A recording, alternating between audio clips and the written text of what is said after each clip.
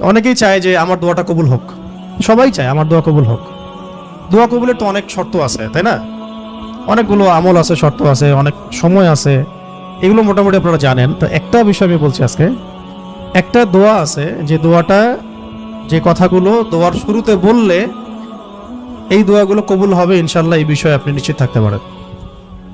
যদি আপনার রিজিক হালাল হয়, ওই শর্তগুলো যদি পূরণ হয়, রিজিক হালাল হয়, বৈধ দোয়া হয়, হ্যাঁ, হারাম কিছু চাচ্ছেন না আপনি, বৈধ বিষয় চাচ্ছেন, হালাল খেয়ে চাচ্ছেন, এই শর্তগুলো পূরণ করে দোয়া করার আগে এই কথাগুলো বললে দোয়া কবুল হবে ইনশাআল্লাহ।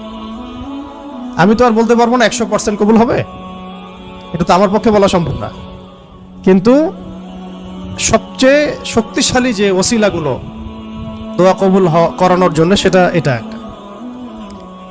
আমাকে যদি বলেন যে আপনার জানার মতো সবচেয়ে বেস্ট ওসিলা কোনটা দোয়া কবুল, আমি বলবো এটাই। এটার সাথে আরো একটা আছে, ওটা আরেকদিন বলবো ইনশাআল্লাহ। সেটা হচ্ছে আপনি আল্লাহ রাব্বুল আলামিনের এই একত্ববাদের ওসিলা দিয়ে দোয়া করবেন। আল্লাহ পাকের এই তাওহীদের ওসিলা দিয়ে, একত্ববাদের ওসিলা দিয়ে দোয়া করবেন। এইভাবে বলা, পরে শুনে আপনারা মুখস্থ করে নিয়েন।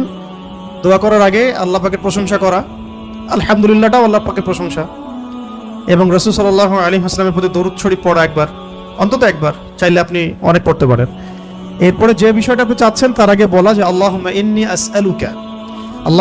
আসআলুকা বিআন্নী, আগে বলে নেই, আল্লাহুম্মা ইন্নী আসআলুকা বিআন্নী আশহাদু আন্নাকা আনতাল্লাহ লা ইলাহা ইল্লা আনত আল আহাদ আস-সামাদ আল্লাযী লাম ইয়ালিদ ওয়া লাম ইউলাদ ওয়া লাম ইয়াকুল লাহু কুফুয়ান আহাদ। সূরা ইখলাস যে জানে সে এটা সহজেই বলতে পারবে।